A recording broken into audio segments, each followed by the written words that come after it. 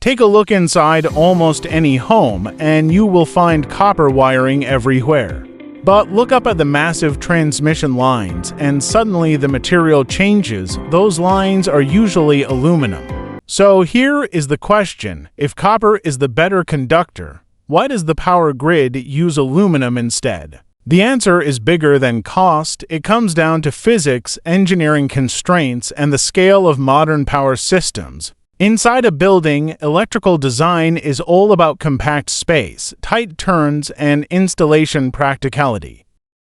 Wires must pass through narrow conduits, bend around corners, and connect safely to outlets, breakers, and terminals. That is where copper excels. It has higher conductivity, so it can carry the same current with a smaller cross-section. Copper is also highly ductile, which makes it easier to bend and terminate reliably in controlled indoor environments. If you tried to do the same job with aluminum, the conductor would need to be thicker and installation would become less convenient. But once you move outdoors, the engineering priorities change completely. Transmission lines are not routed through walls. They're suspended across long distances, sometimes hundreds of meters between towers. In that environment, weight matters far more than compact size. Copper may conduct better, but it is also much heavier.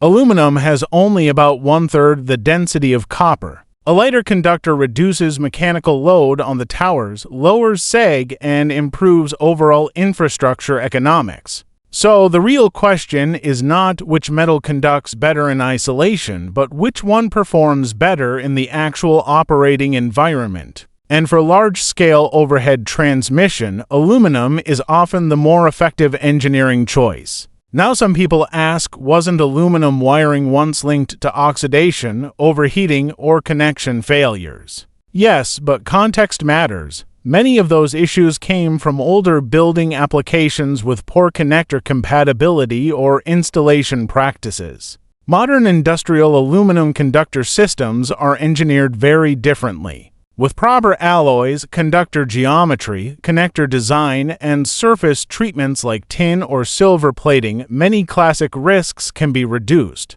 This is not a story of aluminum replacing copper everywhere.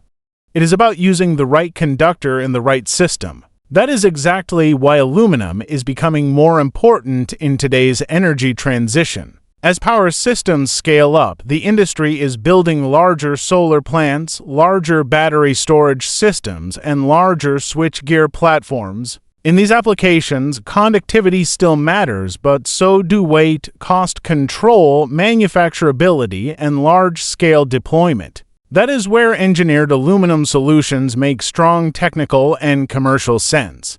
So here is the simplest way to think about it. Copper is often preferred indoors, while aluminum dominates at scale. It is not a question of one metal being universally better.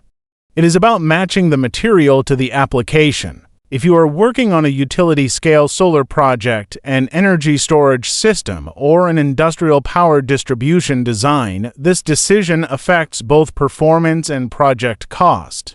Check the link in the description to explore our technical resources or contact us to discuss custom aluminum conductor and busbar solutions.